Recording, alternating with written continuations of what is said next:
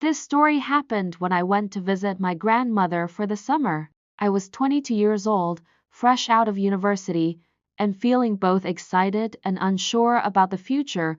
My name is Emily. Hi, I'm glad to see you on my channel. Please support the channel by liking, subscribing, and leaving comments. It's not hard for you, but for me, it's a great motivation to create new videos. Your support means a lot to me, and I can't wait to share new stories with you. Enjoy watching. My grandmother was incredibly happy to see me that day.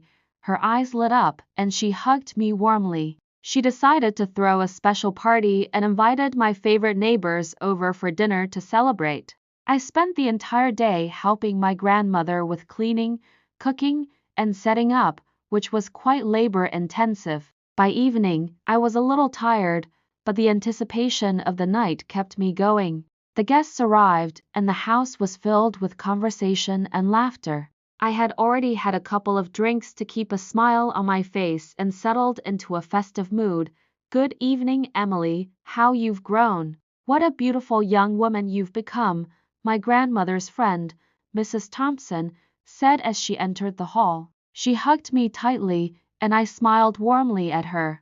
With her was her son, Jack, who still lived with his mother. He worked from home doing freelance technical work and spent most of his free time on the computer playing games or tinkering with gadgets. Jack had always been a little shy, but he had a good heart. The evening was fun, filled with laughter and stories, some funny, others heartwarming. It felt good to be surrounded by people who cared about me. After a while, though, I started to feel a little tired and decided I needed some fresh air. I got up and said, "I'm going to get some fresh air," before walking toward the nearby river. "Jack, please go with Emily. At least hang out with her and keep an eye on her," my grandmother asked, giving him a knowing smile and motioning for him to leave the table. She was always trying to encourage Jack to be more social, and I think she also wanted us to spend some time together. Jack hesitated briefly but then stood up and followed. He caught up with me just as I reached the river, where a cool breeze touched my face. "I barely caught up with you. What are you doing out here?" he asked in a surprised tone, catching his breath. "Your grandmother asked me not to leave you alone. You've changed a lot, you know. You look amazing. I remember you as a little girl, and now you're so grown up and beautiful," he said, looking into my eyes and gently stroking my back. There was something different in his eyes, a sincerity that made my heart beat faster.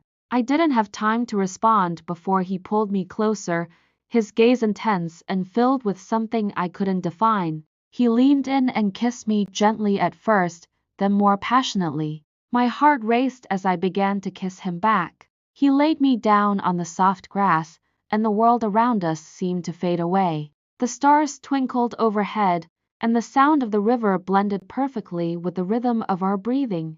And in that moment, we did exactly what you might imagine, something I had in no way expected on that summer night.